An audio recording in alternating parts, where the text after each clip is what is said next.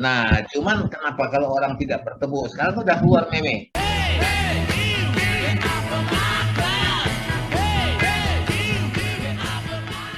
Kalau Anda pergi ke satu tempat, Anda tidak bertepuk, maka Anda akan diusir dan dikeluarkan, dijewer. Nah,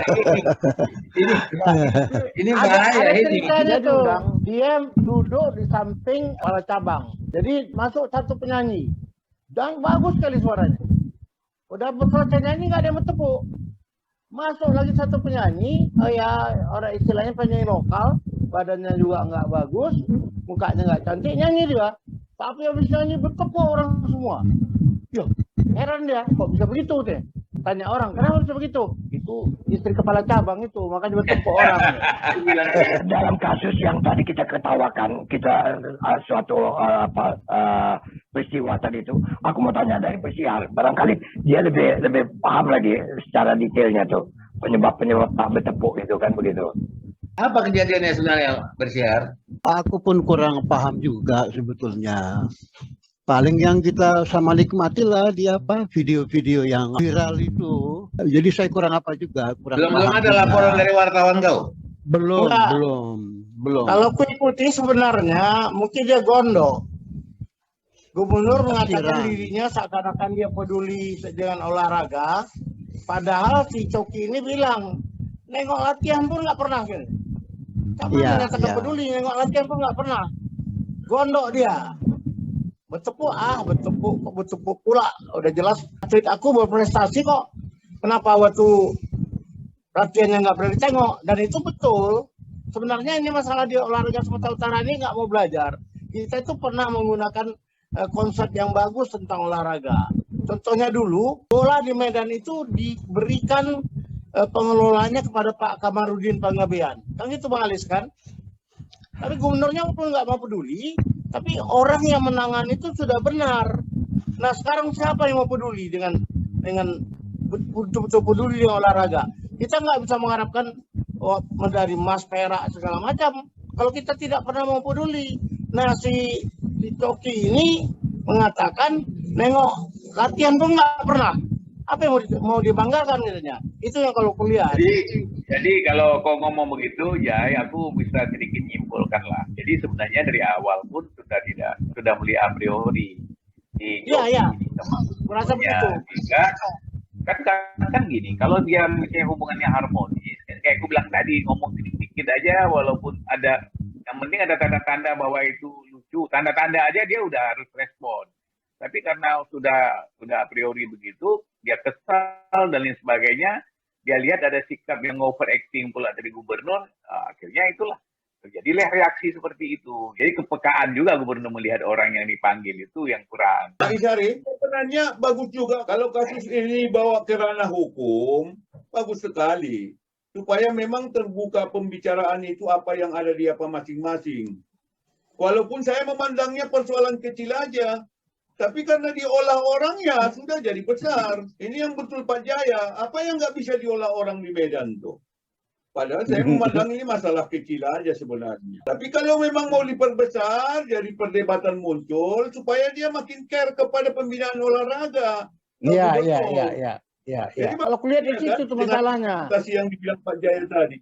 Bisa dia menuntut apa? Apalagi memang kan itu dan dijamin di Undang-Undang Dasar malah diperjelas pasal 1 ayat 3 itu bahwa negara berdasar atas hukum. Kalau ada kesenangan bawa aja ke proses hukum.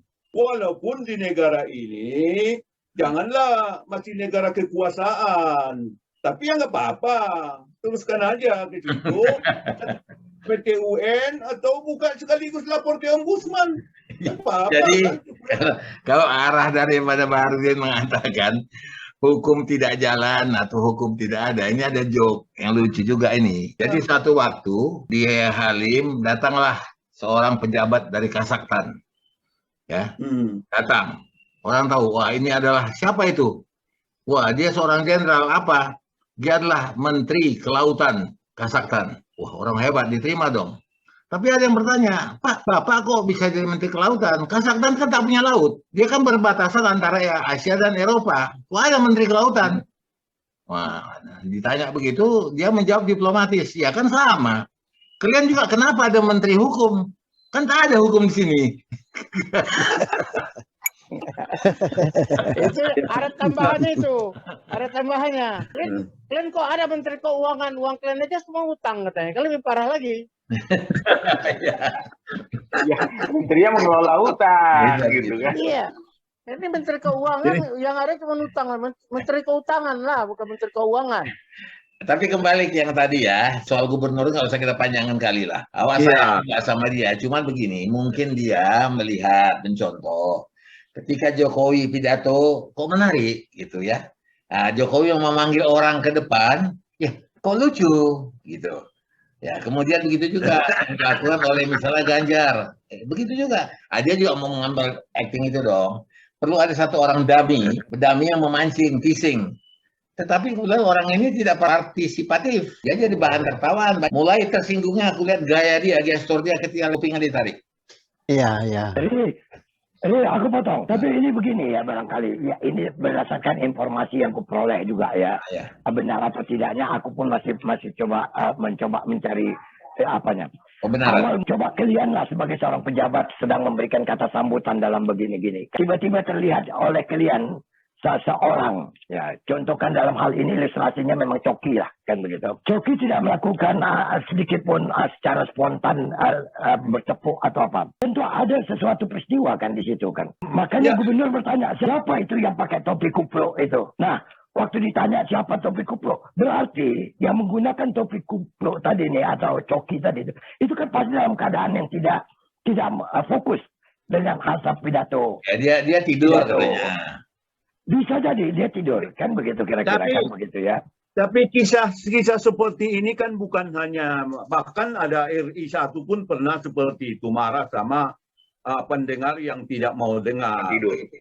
Lepas daripada contoh-contoh, saya tidak mau nyebut nama. Kalau Pak Ishari karena memang dia mau jadi juru kampanye, ya nggak apa-apa lah dia sebut. Ya, dulu Pak SBY sempat juga marah. Itu namanya marah sama pengunjung. Tapi begini, sorry, dalam ilmu public speaking, itu kalau kita tidak perhatian orang, bukan kita panggil, kita tinggikan suara kita, nadanya, volumenya kita tinggikan. Kemudian fokus memandang dia akan sadar.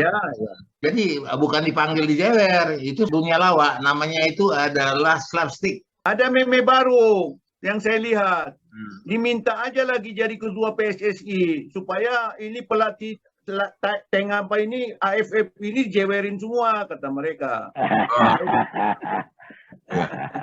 Tapi ya udahlah. Pejabat membuat sebuah pertemuan itu kan biasa ada protokol udah dipilih itu. Jadi yang datang kayak kau bilang tadi, kau sebutlah namanya misalnya, itu memang orang-orang yang penyanjung semua. Jadi apapun disuruh cepat, responsif banget. Jadi ini yang bahayanya. Sebenarnya kalau kita misalnya datang tidak seperti itu. Ada ilmu-ilmu yang diterapkan. Kita bisa perhatikan orang kok. Jadi ada yang orang kesal, kan kelihatan dari ekspresi mukanya itu. Nah, orang seperti ini ada cara, banyak macam caranya. Seperti kau bilang tadi, apakah kita mungkin fokus ke dia dengan menanya hal yang ringan supaya dia ikut ini. Kelihatan juga bagaimana dia bereaksi. Nah, tapi jangan ngambil sesuatu tindakan yang fatal kayak tadi. Langsung dia angkat, kemudian anak ini bereaksi. Mungkin dia bukan pendukung, dia mungkin nggak suka. Makanya ada statementnya yang menarik aku. Memang apa sekali yang dia bilang mau itu normatif betul gitu kan.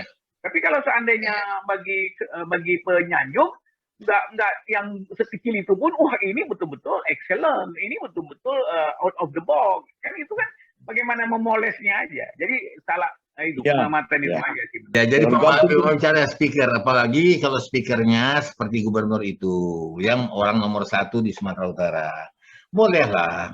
Tetapi sudahlah, tinggalkanlah pangkostratnya itu. Jadi dia jangan lagi bergaya militer. Itu anak buah di bawah jenderal tuh. Mau dijewernya pun letkol, kolonel, nggak ada masalah. Karena mereka punya prosedur sendiri. Beda. Tukang beca, kita belum tentu bisa jewer. Orang kadang-kadang harga dirinya tinggi. Apalagi coba. Ini marga Aritonang ini ya Pak Barudin. Kan marga raja ini, bukan marga kaleng-kaleng. Jadi gini, ini ada pengalaman ya. Jadi aku memimpin satu perusahaan. Di situ banyak supir ya. Supir itu 100 lebih. Itu kalau aku ngomong, aduh tundukin kan, luar biasa. Dimarah, dimaki, diapain juga. jarang mau ngelawan, nggak ada pun yang melawan.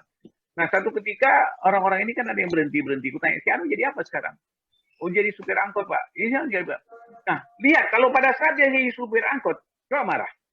Mungkin golok dibawanya ke kita gitu, karena nggak ada hubungan apa-apa dengan kita. Dia mandiri. Tapi beda pada saat dia di bawah aku di perusahaan ada kepentingan, kita mau suruh apapun dia mau. Diam dia. Coba lagi misalnya supir angkot kita suruh begitu.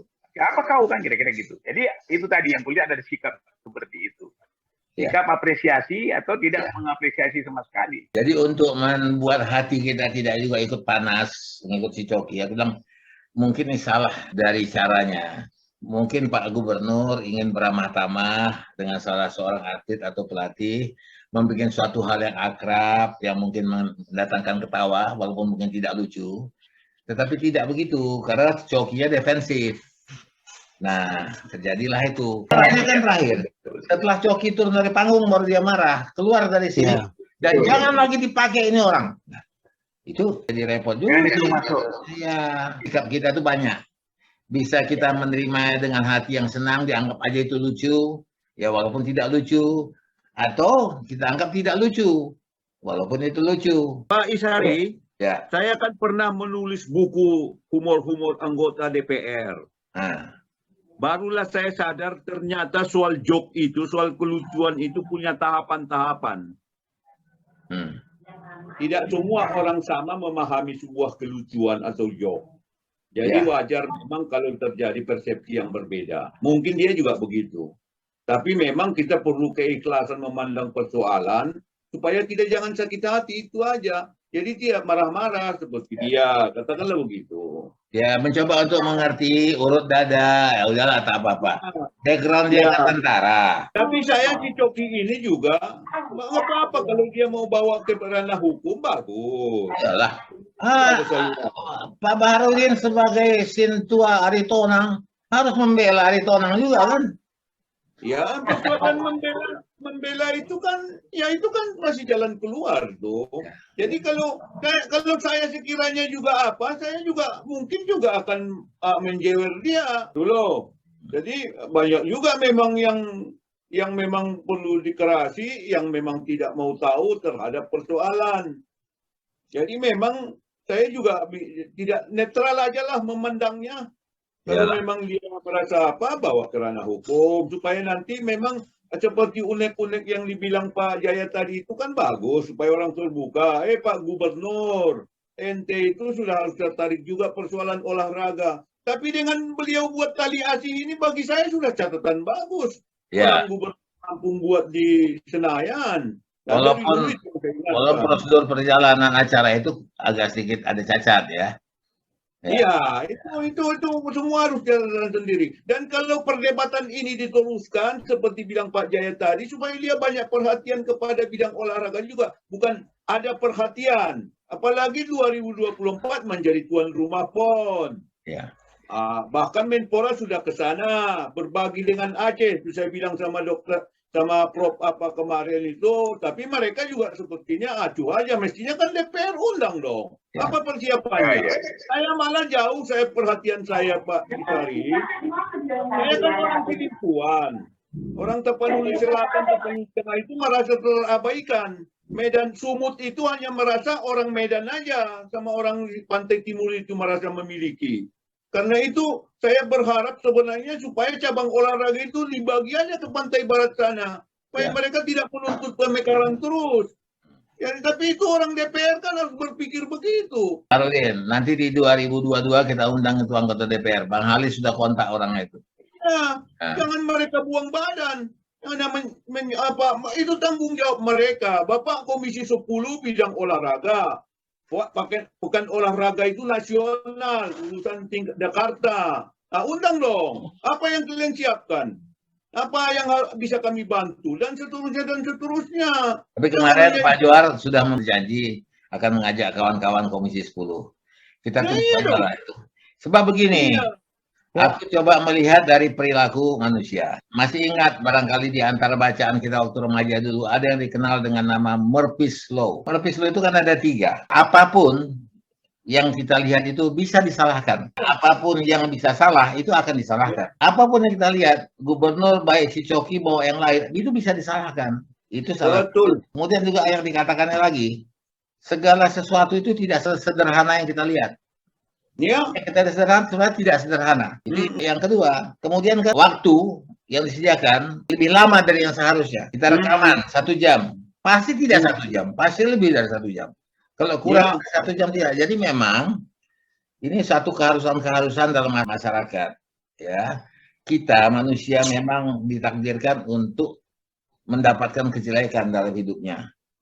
Ya, akulah misalnya sekarang ini, kucarilah kacamataku ini. Ya, ketika aku butuh kacamata ini di rumah, ternyata di kantor kacamata ini. Nah, ketika aku di kantor mau mencari kacamataku, ternyata di rumah.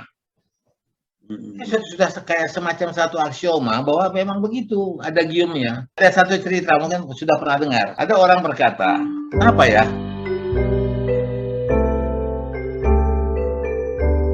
Should old acquaintance be forgot and never brought to mind?